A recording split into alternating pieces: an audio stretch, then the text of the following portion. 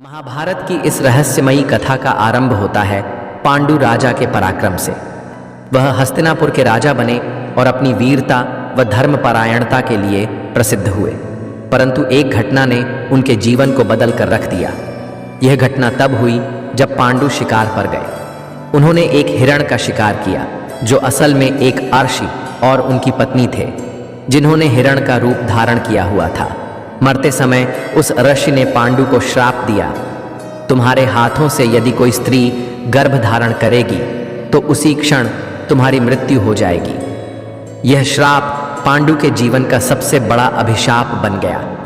हस्तिनापुर के राजा होते हुए भी वह अपनी पत्नी कुंती और माद्री के साथ संतान सुख से वंचित हो गए। उनका यह रहस्य हर किसी को हैरान करता है। क्या राजा पांडु ने अपने इस श्राप से उबरने की कोशिश की? कहानी यहीं खत्म नहीं होती। श्राप के बावजूद पांडवों का जन्म हुआ, लेकिन कैसे?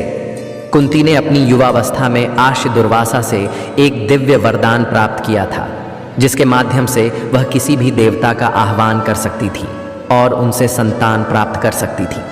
पांडु ने कुंती से आग्रह किया कि वह इस वरदान का उपयोग करे। इसी वरदान के माध्यम से कुंती ने धर्मराज, वायु और इंद्र का आह्वान किया और क्रमशः युधिष्ठिर, भीम और अर्जुन का जन्म हुआ। माद्री ने भी इस मंत्र का उपयोग कर अश्विन कुमारों से नकुल और सहदेव को जन्म दिया।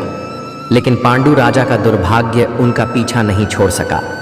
एक दिन माद्री के प्रति आकर्षित होकर उन्होंने अपने श्राप को भुला दिया और उसी क्षण उनकी मृत्यु हो गई। पांडु राजा की यह कथा हमें सिखाती है कि कर्म और श्राप का प्रभाव कितना गहरा हो सकता है। जीवन में धर्म, संयम और सदाचार का महत्व क्या है, यह कथा हमें समझाती है। क्या आप इस रहस्यमयी कथा के और भी गूढ़ पहलुओं को जानना चाहेंगे?